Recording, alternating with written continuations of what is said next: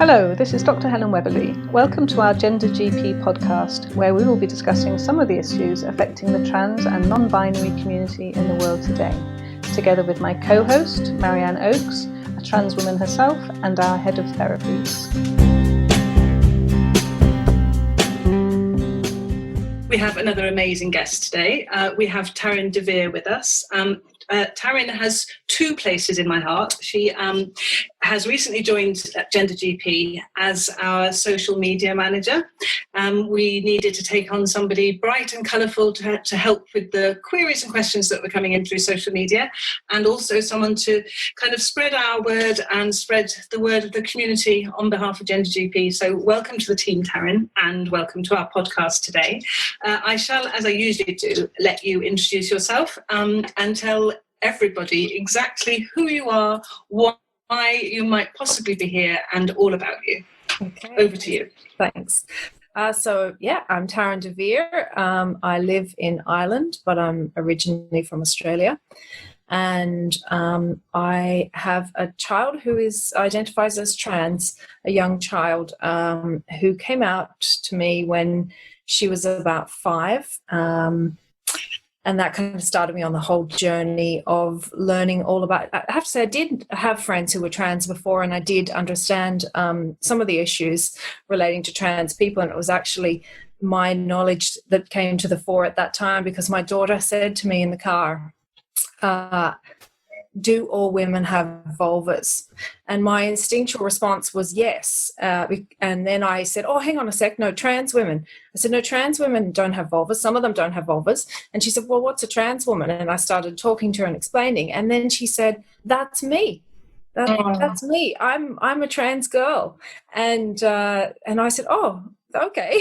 And so that was the starting point for it all, was that moment. And then now we're a few years on in our story. And so I just, obviously I would have been interested in trans rights before, but not as passionately as when you have a child. You suddenly just get really thrown into it. And so I've become extremely involved in the trans rights movement, and particularly with trans kids. Yeah. So I have a really obvious question rolling off my tongue, which I'm guessing other people might have too. And did you know before that time in the car, did you have any inkling that was coming? Not really. I mean, I wouldn't have parented along a very strict kind of gender binary line. I say that, but then in some ways, obviously I did, because my child had short hair and was wearing kind of masculine coded clothing and stuff like that. But when she was quite little, she was really always wanted her older sister's things and wanted her older sister's pink stuff and liked wearing wigs and things like that. But her older sister was always very resistant to sharing. Oh.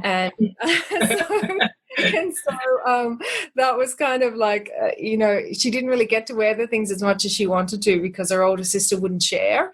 And, it didn't really occur to me, maybe I should buy her some of her own stuff. That's really the only thing that I can look back and think on. But she said to me actually quite recently that she had known since she was about 3, but she was too afraid to tell us because she thought we wouldn't love her anymore. Which was just a wound in my heart, and I think does speak to the fact that clearly I did gender her. I did give her a gendered upbringing because she obviously felt that that we'd be upset if we found this out about her, and that was really quite devastating for me as a parent to hear her say that. Actually, yeah, that's interesting, isn't it? It's interesting on two counts, isn't it? That one that we think that we are open-minded about gender, about race, about sexuality, and modern parents, and that's how we feel we are. But how modern are we? How equal are we actually, if you boil down to it? And of course it can't be. I expect my daughter to help me more in the kitchen than I help my sons still, and then I expect my sons to help me, and that's wrong, isn't it?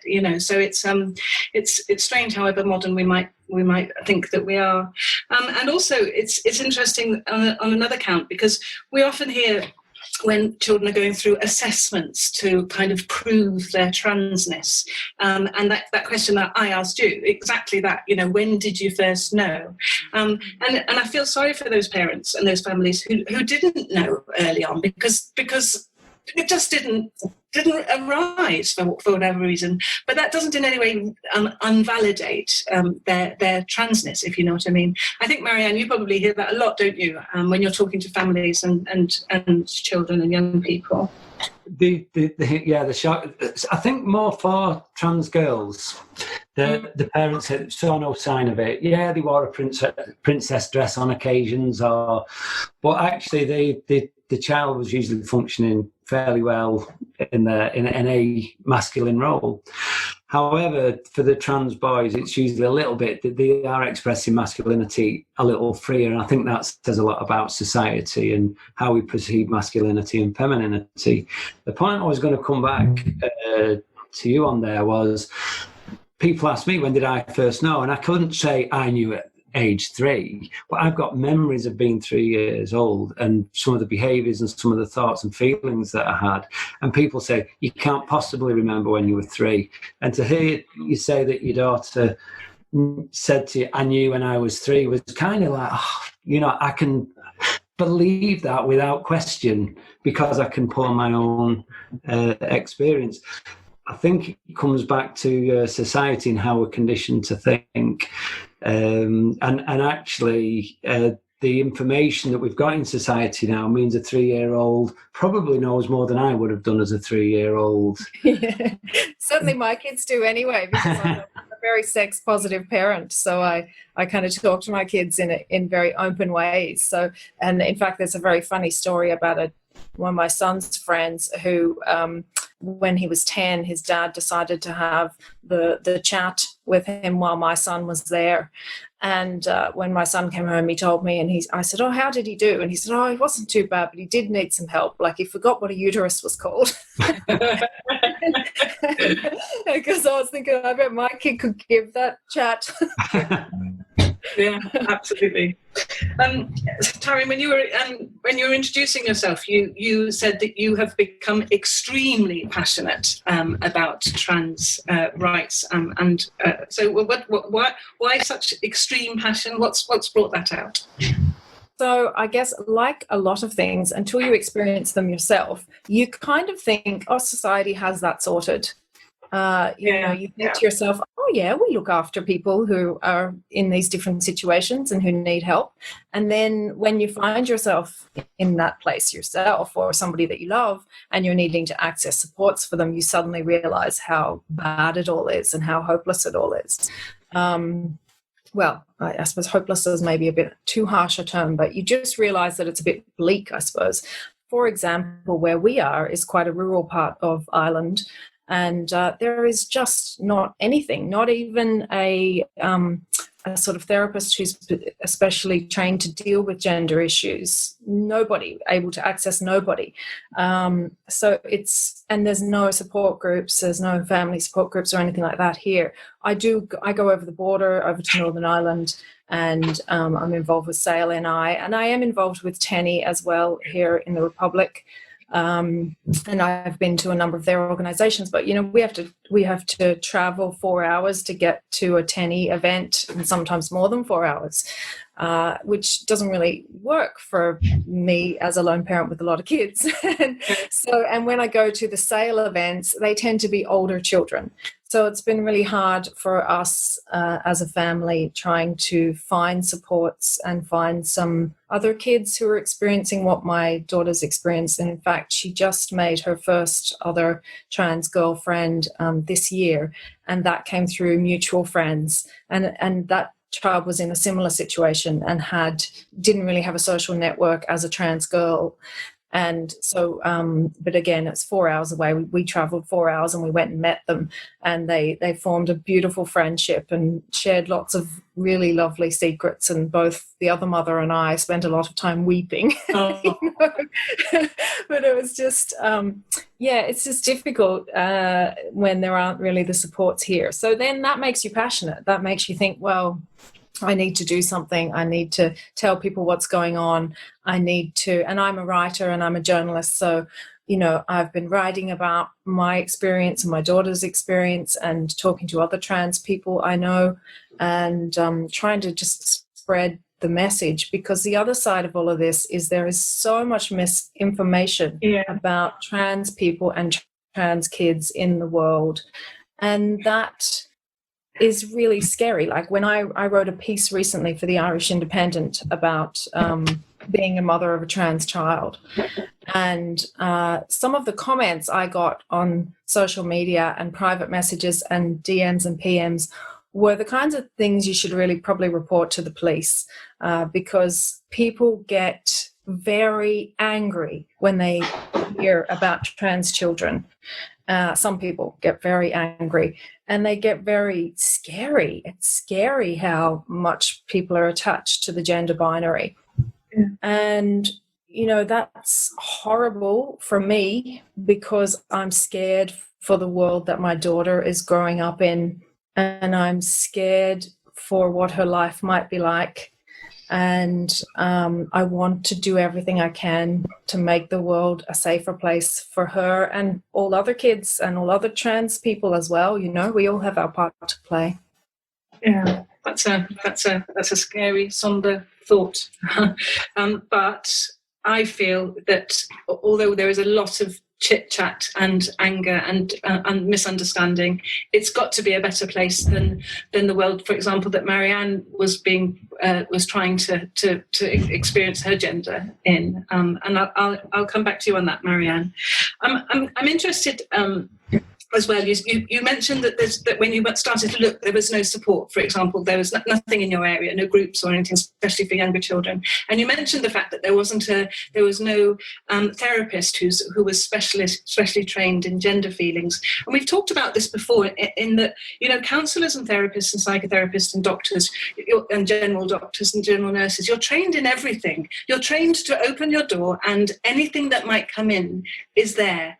Except then we have this thing, unless it's gender, then you have to be specially trained to do that. And if there are any counsellors or therapists or doctors or nurses out there who are listening to this, I just want to say, it's the same as any other difference or any other something that somebody is trying to puzzle out and work out. It's about listening to that person, understanding what they're feeling, and then kind of reflecting it back and helping that person work it out. So gender isn't any different to anything else. This is my belief, that specially trained therapists, counsellors, support workers, nurses, doctors, teachers should be able to deal with. And I think once we have that, things will be easier. Marianne, we've talked about this before. I agree. Well, I agree completely. The reality is that some people do go into a therapist, and as soon as you mention gender, I'll have to refer you on. And all a therapist needs to be, if they've done the training and they've worked through their own prejudice and made sure that their own buttons aren't going to be pushed, which is part of our training, then you've got to be open to whoever walks through the door. You can't be saying, I can't deal with that, because actually the impact on the person that walked through you are damaging the person. They've come for help and they're going away in a worse place. So all I would say to any therapist is just be open to listening and forget what you think. Anybody that walks in a therapy room, for whatever reason, you've got to be open to accept who they are. And if it is beyond your competency level, that's a different thing. But you can still be there for them, and you can be with them while they find other help without making matters worse, if that makes sense. So, yeah, I feel disappointed in my own profession that is even said, but unfortunately it's more common than not. Yeah. And also, the comments we've talked, you said that really those comments should have been, and your private messages, the direct messages, they should be reported to the police because they're so I don't know, vicious. I mean, I don't read them, to be honest, because when you do, your heart just can't believe that people could be that way. But and we've often talked about this before as well. If we were talking about sexuality or race or colour, and those comments were being made publicly, somebody would step in. The moderator would step in and say, "Hang on, this is not allowed." And we need that moderator to come and join us in gender, don't we? And say, "No, excuse me, absolutely not allowed. You think what you like in your own head, in your own space, but you are not allowed to publicly say those kind of things." We need that moderator, don't we? Yeah, we do. And I think there's just a particular fear around trans children, I think, even more so than trans adults. Mm-hmm. And a common one that I get is that, I should have my children taken away from me, which is obviously like a really awful and scary thing to even think about as a parent, So, yeah, it's this idea that you're being irresponsible for supporting your child. And I just think, well, every bit of research, says that the best practice is to provide affirming support for your child. And that if you don't do that, you're more likely to have a dead or injured child, whether that's physically or mentally injured child. So I'm like doing the responsible thing. When my child told me this, told me that she was a girl, I went straight away to TANI, which is a Transgender Equality Network of Ireland, and I looked up their information and I reached out to them. I read everything that I could. They sent me a bunch of studies. I found more studies. I just kept researching. I kept looking into it. I was like, well, what is the best practice way to handle this? Yes, I'm a parent of 5 kids, and I have seen a lot in my years as a parent, but this one was new to me, And so I had to just do the work. I had to research. I had to find out about it. And everything that I read said that the way forward, the best thing for your child is the affirming model of care. And so that's what I have done. And I think there's a lot of people think I rushed my 5-year-old off to have their genitals cut off or something. I mean, how ridiculous. That is the level of stupidity we are at here. I think that is where the debate is in some people's heads, that children are getting operations or something. It's ridiculous. Yeah.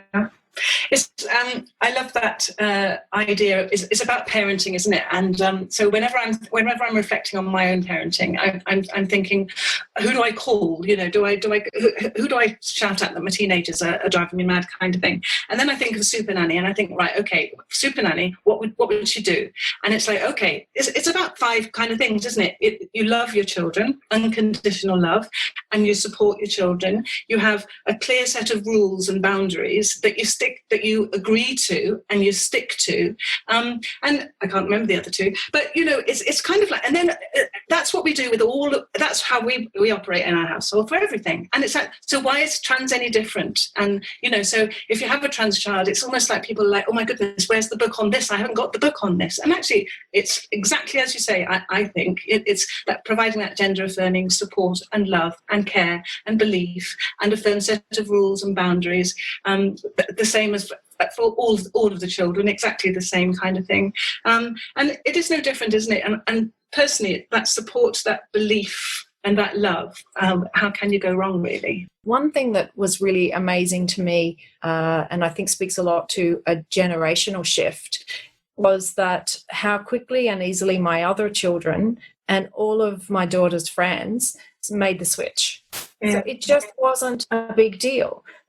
She said she wanted to be a girl. She was thinking about what name did she want to be. Her teenage brother suggested a name. She said, I like that. And that's who she's been from that point onwards. And yes, it did take us a little while. It took us a few months to remember to always use the right pronouns and to always use the right name. But after a couple of months, everybody in the house was fine. And then all her classmates were fine too. It was amazing, She asked me to write a letter to her classmates and explain about what being trans is, and to ask them to please use the right pronouns and use the right name. So I did that, and I sent the letter out to all the parents, and I said to them, if you have any questions or queries, here's my phone number, feel free to call me.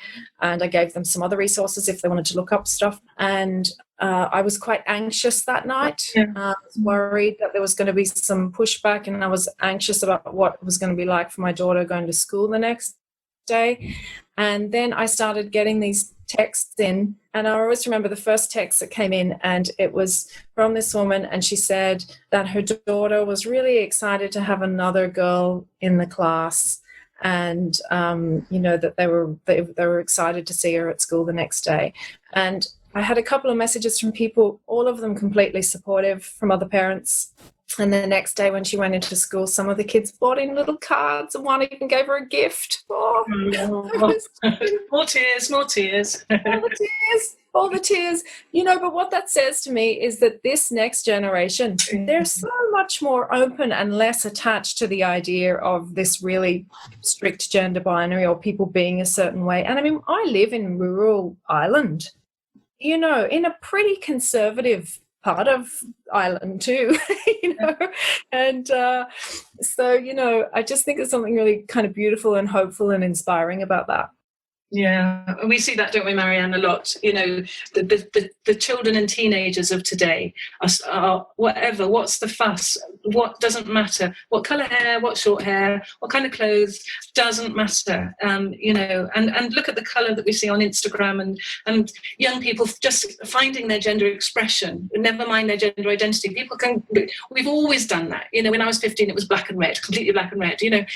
We've always done that expression, and no one's really bothered. And now, young people, let them be. And we see that, Marianne, don't we? It's the youth of today are so much more adaptable. The biggest fear I get from parents of trans kids, but also from parents who are trans, is how will the children cope? How will the brothers and sisters cope? Oh my God! Actually, the kids are great. Kids are egotistical. What's in it for me? They're not worried about the trans person. I've got a good friend. Yeah, well, that'll do me. You know what I mean? I've got somebody I can share my dinner time with. That's all they're worried about. Is there somebody else to play with? And it's the adults that tend to do the projecting. And it just made me think when you were talking then and about the fight, because you did speak about the future and the worries that you have. And I think you're right too. But then in the next breath, we're talking about the next generation. I think the trouble that we have in all societies is politically, we're 20 years behind. Mm-hmm. And we're waiting for the others to catch up. But the nice thing with that is that the 5, 6, 7, 8, 9, 10-year-olds of today are moving forward, I hope, with people like yourself and with people like GenderGP, I have to say, I've got to be moving to a better place. So the fears that we have today, hopefully, are being removed, despite what we're hearing in the media and what we get on social media. I'd like to think, I don't know if that's a fantasy, but that's what I'd like to believe. I think we believe that. I'm with you on that one, yeah. Definitely. I smiled there when you were talking about the egotistical children. I was smiling at Taryn's trans daughter's older sister, and the fact that she won't have to share her clothes anymore. she won't get asked anymore because she's got her own now. So that made me smile. Yeah, and her own sense of style as well. So she's very different styles, the two of them. So yeah, no sharing. I love as well that it seemed to me quite early on she wanted to tell everybody, because we also have heard children saying, don't tell anybody, I do not want this secret out, nobody must ever know, move me to a new school, don't tell them. And I have to say, I have deep fear, in fact my arms are going goosey at the thought of it, I have deep fear for that massive secret that might one day unwittingly come out. I don't know whether you have any experience of that or thoughts on that, Taryn, in other circles that you might have talked to? Yeah, I guess because I am involved in a bunch of different parents groups for trans kids in the UK and in Northern Ireland, in Ireland and in the US. I would be in a bunch of different groups. So I have got, heard about different experiences in that regard. And yes, some children who are going to school as whatever gender and who have never told anybody that they're trans. And I guess I don't know whether that, I don't think it came from me. I think it came from my daughter. It was just that from the moment she told me, I didn't project any kind of shame or issue with that. I didn't kind of respond to it as if this was something that should be hidden when she told me. And maybe this is because of the age she was as well. It was easier. But, and because we would have, I'm a bisexual woman, we would have gone to the Pride marches together from when she was a little girl. She would have had lots of different people all around her in her life. So I guess for my daughter, it didn't have a sort of extra level of value judgment with it that would make her think, I need to keep this a secret. That said, it wasn't that quick. It was a slower procedure in terms of, like, the letter was actually about 2 years or a year and a half after she first told us. And she had just she eased her way into it in social settings, and school was kind of the last one. But she had already told her friends, like her friends knew, but she hadn't kind of fully gone there. School and everyone are incredibly supportive as well.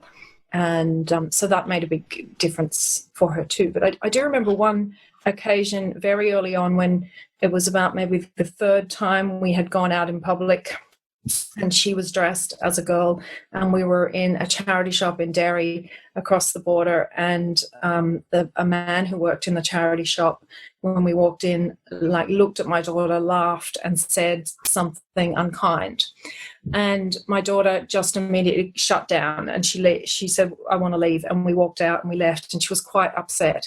And I sat down with her and talked her through why what happened was wrong and why that man wasn't okay and what we were going to do about it. And when we got home, we wrote a letter of complaint to the charity shop, to the head office, and we got a letter back then with saying that they were very sorry that this had happened, and that they wanted to extend apologies to my daughter, and that they were going to be ensuring that training happened in their charity shops to make sure that didn't happen again. So, I followed through when she experienced some transphobia.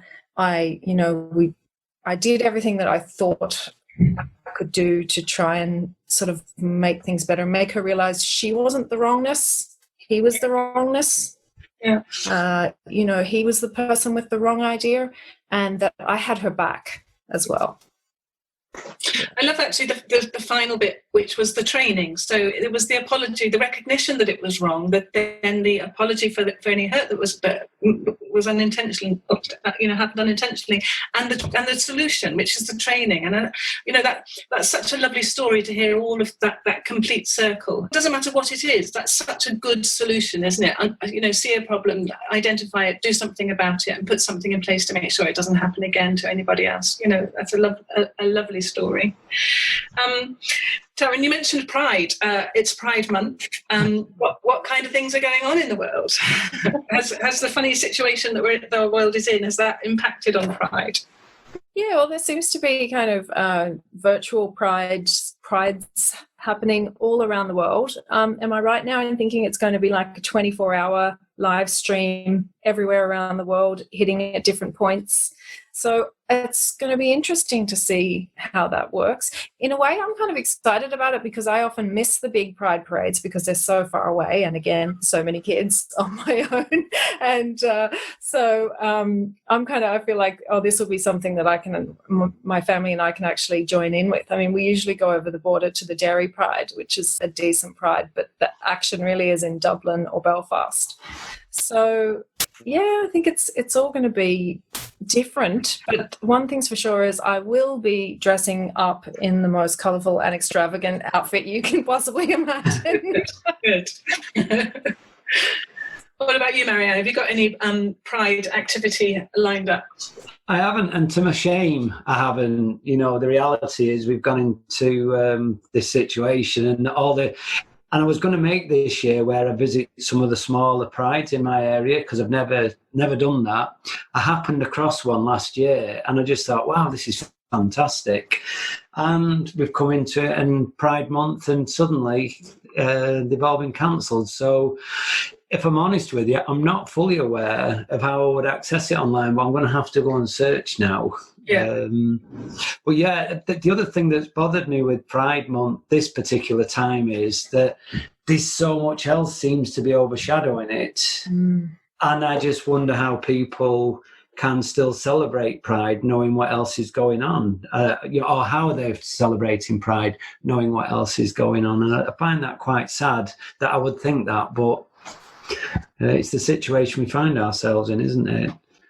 Yeah, well, for me, it's about ignoring the bad and celebrating the colour and the good. And that's a bit like me never reading the comments at the bottom. I like to read the positive, lovely articles, and I don't read the negative, miserable, uneducated, uninformed comments at the bottom. And the same with things that are happening, flying around at the moment. You know, I don't read them. I don't want to listen to them. I want to join with people who have really happy and positive, encouraging ideas about identity and diversity, and that's the way I manage when things aren't going so well. I don't know about you, Taryn.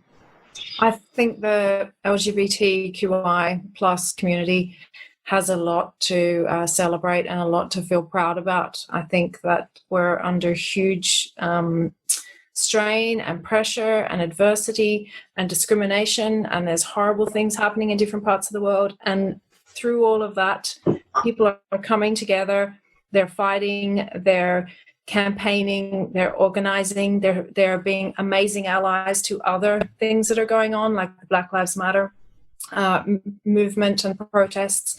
So we are like showing our allyship all over the place. And I think this is a great time for us all just to really pull together and remember what makes us strong, and just be good allies to other people, and, you know, bring it all in and remember all the good stuff. That's kind of where I'm at with it. I've become aware this morning of I've seen it on the periphery, but my daughter-in-law sent me a link from Instagram about Black Trans Lives Matter. And I think that's really important, because if we're honest, whatever fights we're having, even within the trans community, the BA-ME communities who are trans really do suffer. I'm not saying we don't, but, you know, there's another level down there. And I like that that's being highlighted now, and it's being linked to the Black Lives Matter, because actually I think it needs vocalising. Diversity within other areas of our communities, I think it needs highlighting, and I'm hoping Pride is actually going to be another way to promote that.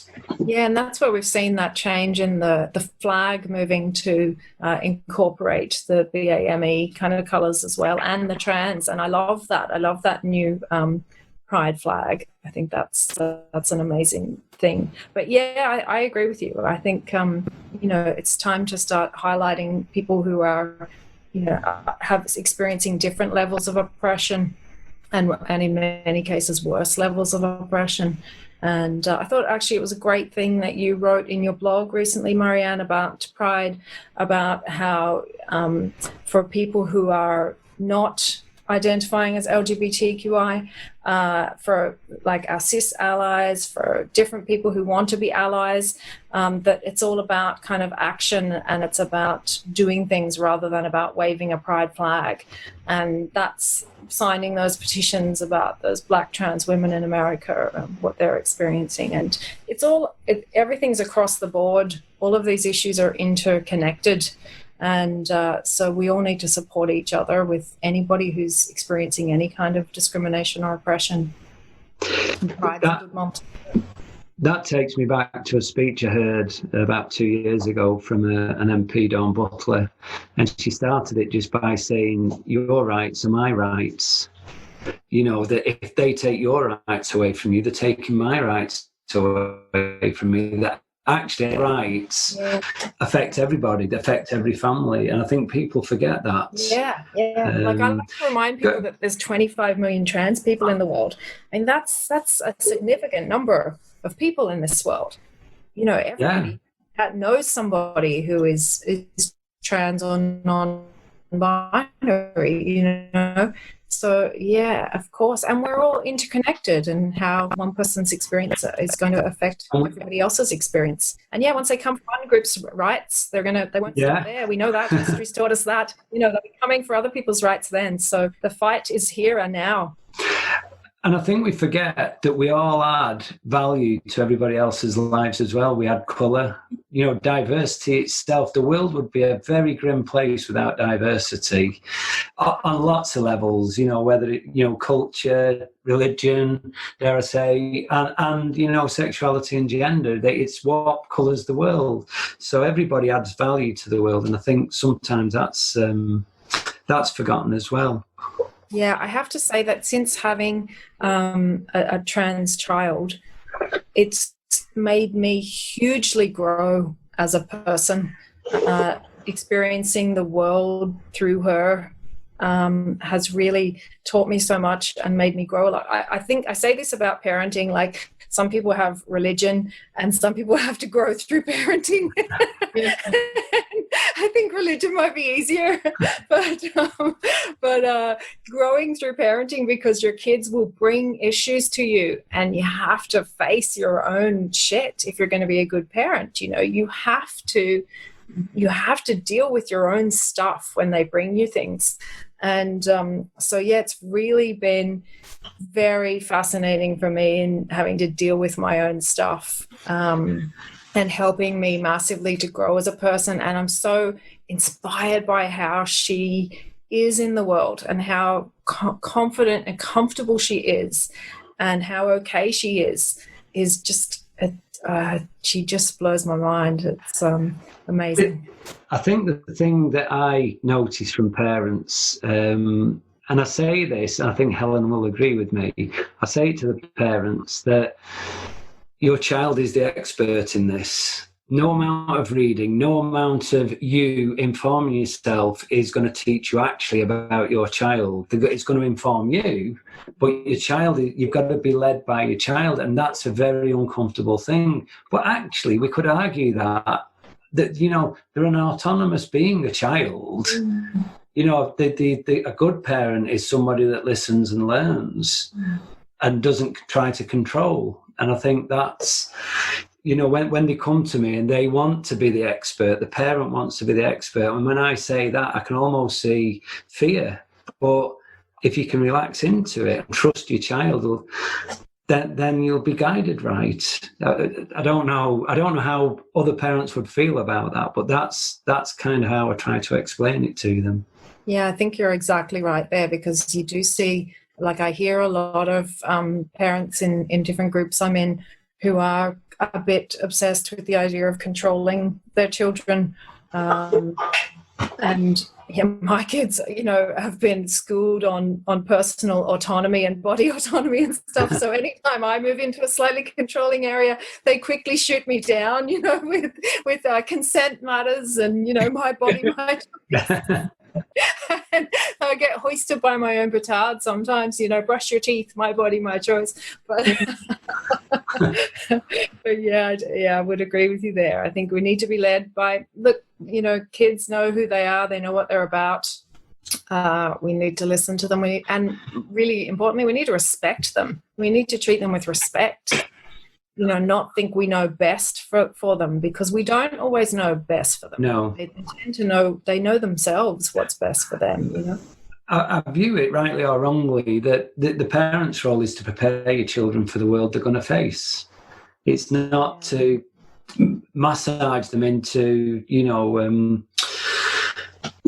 a particular kind of person. It's about allowing them to grow and flourish. And actually, a lot of the adults that come into counselling, not, you know, trans or not, a lot of them come in because actually the influence the parents had, they lost their autonomy. They were doing jobs and careers and marrying people that they never wished to do. They just did it to please other people. Yeah. And giving them, and again, counselling can be really frightening because we're handing that autonomy back. And that can be really frightening, to suddenly think, oh, I've got to make decisions for myself now. But it can be life-changing. Yeah. As simple as that. We've talked a lot about fear and frightening and what have you. And once again, this is something that we've touched on. And Marianne, you were saying that it's scary for a parent not to know more about this than a child does. You're supposed to be the expert. And we see this in medicine, and we see this with therapists. I mean, if I go right back to the beginning of this conversation, where doctors don't know about it and therapists haven't been specially trained and nurses aren't sure because they've never met a trans person before, or they think they haven't. And it's just that fear, isn't it? A fear of not knowing enough, because there's someone sitting in front of you saying, can you help me in some way? And then there's somebody else thinking, I don't know anything about this. And that's a really scary place to be. But again, if we're going to be led and taught by our children, then let's give that message to those doctors and nurses and therapists out there who are scared. Listen to the person in front of you. Listen to what they are saying. Believe them.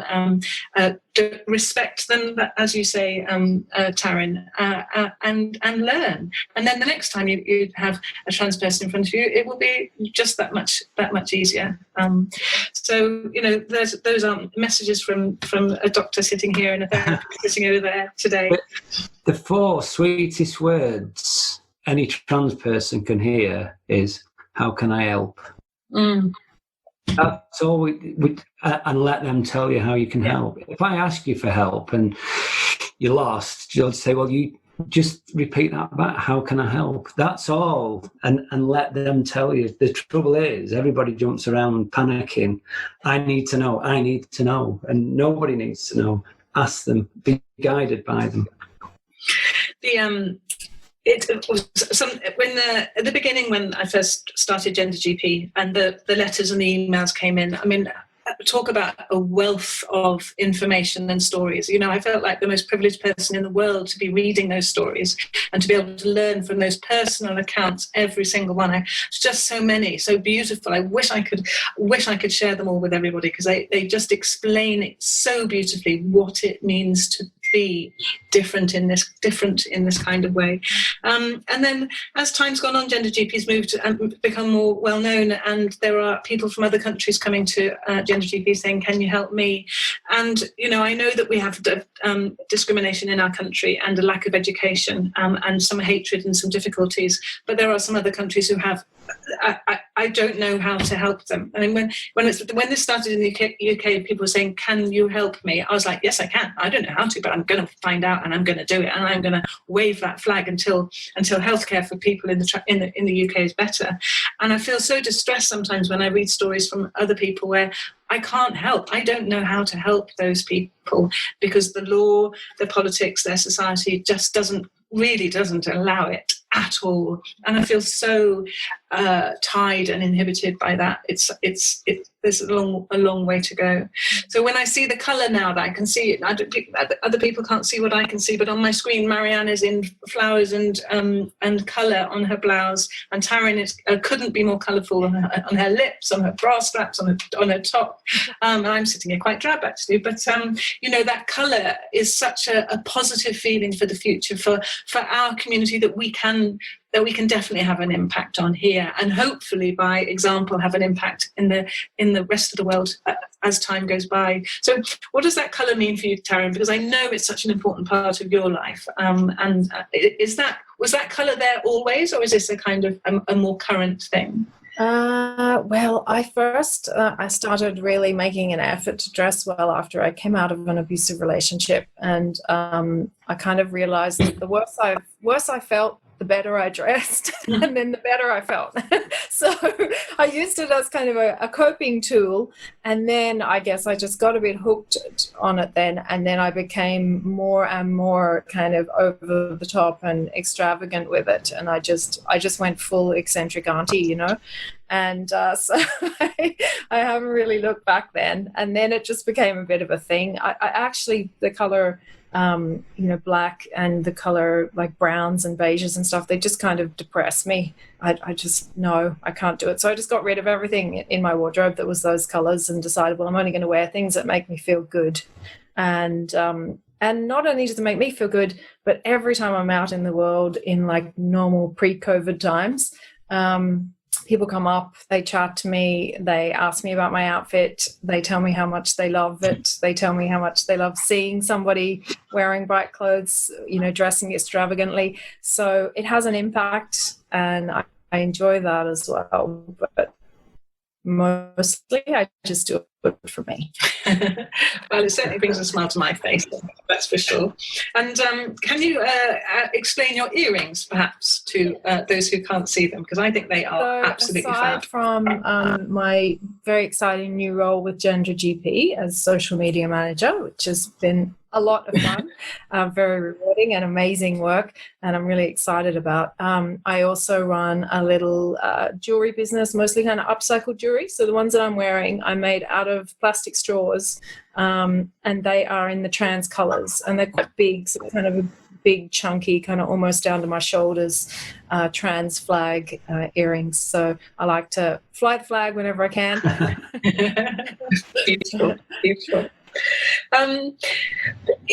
Before we finish, I just wondered, you obviously are a busy person with your work and with campaigning and making the world a better place for your daughter and people like your daughter. Is there anything in your work at the moment or in your campaigning that you wanted to share or talk about before, while we've got such avid listeners? Any messages you wanted to give? I suppose I would just really encourage people to keep spreading the word about the truth about trans children. If you don't know a trans child or someone with a trans child, reach out, give me a shout on Twitter, or find somebody in your world, expand your world a bit, and find out about it, because trans kids are just like any other kid. I think there was a mother of a trans kid in the UK who started a hashtag a while back, trans kids living, and I just thought that was amazing, and I do it every so often. And whenever my daughter hasn't spent the whole day on a computer, I do it, and I say, this is what my daughter did today. She got up, she ran, jumped on the trampoline, she did some gardening, we went for a walk, she played with some Lego, and then we had dinner, watched a movie, she went to bed. It is so mundane. It's exactly what other kids do, trans kids living, because trans kids are just like other kids. And so I love the mundaneness of that. And just, if you want to find out what trans kids' lives are like, just look up the trans kids living hashtag and you will see. So it's educate yourself, find out about them, learn about it. Then we're not all these parents dying to get surgery for small children, which is completely illegal and just doesn't happen.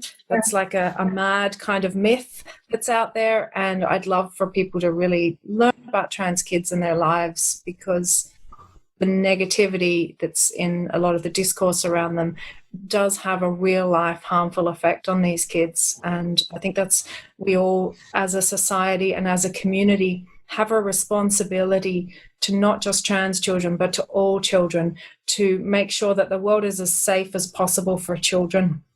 And this is one thing, it's a small thing that you can do to make life better for them, and that is just read up about trans kids, but read about them from their experience, not from somebody writing about them. Yeah. So listen to their own words. Can I ask you, Ben? So one of the things I get from a lot of parents is that, we don't want our child to be seen. Very few parents would agree to letting their child be seen as trans. We just want our, I was going to say normal child to be normal and not have to face the trans. And one of the things I feel is the Achilles heel is the lack of visibility for trans children, that while they are faceless, while they are invisible, they're such an easy target to demonize. And actually, like you say, the stories are not spectacular. Yeah. They're not about trans women. My life story isn't spectacular compared to, I'm sure there are some people who've got far more interesting things going on in their lives than I have. and it's the ordinariness of it. But because people can't see that, what they don't know, they'll make up.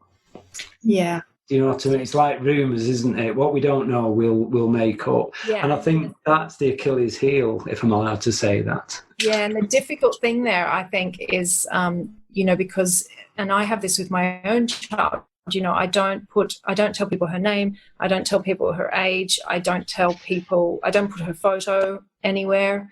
And that's because while she knows I talk about her as a trans girl, and that's because she has told me she is 100% fine with me doing that. And she is out as a trans girl in a school community of 300 odd children and the parents, and in our town, everybody knows. So it's not like it's a big secret that's been kept. It's very easy to find that out if you live in our community, and it's commonly known. So I feel like I'm not really talking about anything that isn't already out in the public domain.